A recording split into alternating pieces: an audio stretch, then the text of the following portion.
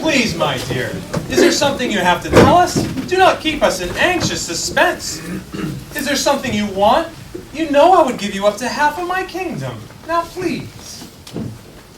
Well, all I want is my life.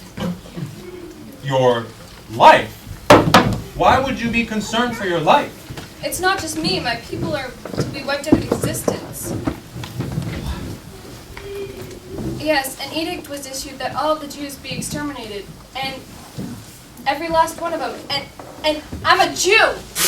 What?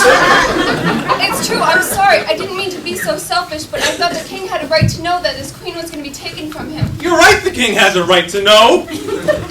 Nobody makes edicts around here without my permission. Nobody! Exterminate the Jews? Exterminate my queen? Who is it that gave himself the authority to make such a law? This bad hate?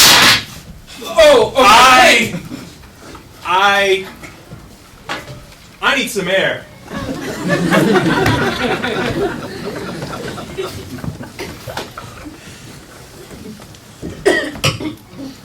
Esther, please. You have to have mercy on me. I have nothing to say to you. Tell the king not to kill me. Please. You'll be judged for what you have done. Please! Haman! What are you doing to Esther? My Harbona! You take liberties with my signet ring, and now you humiliate my queen? I've had enough of you. Yes. Seize Haman for treason to the king.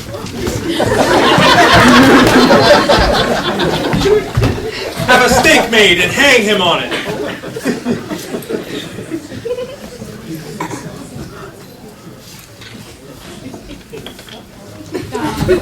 We know where the perfect steak is located, don't we, Haman?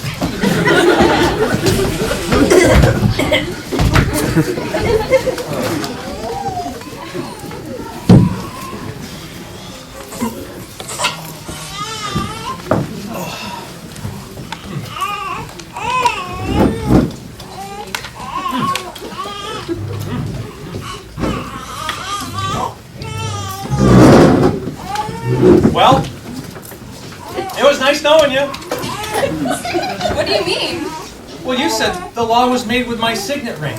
That means it's become Persian law. That's not something that can be undone. Anyways, how did you know it was Haman anyways? I could have written a law like that and not even know. I never knew you were a Jew. It was my cousin Mordecai. He had me come to you. Mordecai. I've been hearing a lot of that name. Your cousin, you say? Really, more than that. He's raised me since I was little. Well, you know what? There's recently been an opening in Prime Minister. Maybe you could have your cousin Mordecai come to me in the throne room, and I will appoint him second to the king. And maybe he can find some way to solve this problem that faces my queen and her people.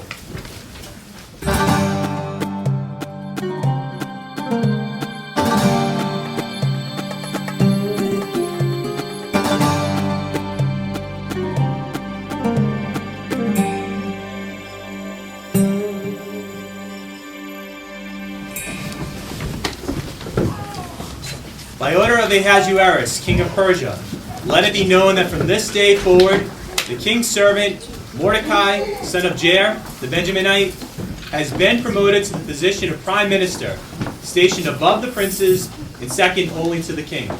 I've got to hand it to you, Mordecai. That was a clever way to handle Haman's edict. I can't take all the credit, my king. My God would never allow his people to be annihilated forever. Well, what did you write anyways? Furthermore, there is a new edict regarding the annihilation of the Jews. Let it be known that on the 13th day of the month of Adar, the day previously devoted to the destruction of the Jews, it must occur that all the Israelites, men and women alike, notwithstanding the elderly and the little children, must fight back against their enemies. Non-Jews throughout Persia may choose on which side to fight. The law of the king cannot be undone. And with the support of the king, the queen, and the prime minister, I don't think we have to worry about what side loyal Persians will take.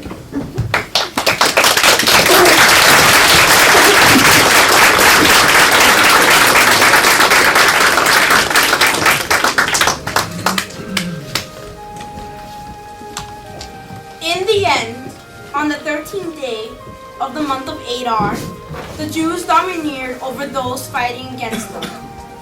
Esther 9:2 states, the Jews congregated themselves and their cities in all the judicial districts of King Ahasuerus to lay their hands on those seeking their injury, and not a man stood his ground before them, for the dread of them had fallen upon the peoples. In fact, many Persians took their stand and actually became dedicated to Jehovah that day, seeing that God was with the Jews. The tribute celebration of these events were commemorated in the festival of Purim. So what do we learn from the story of Esther? That inner beauty and humility is more important than outside appearance. That courage is needed by those who serve Jehovah faithfully.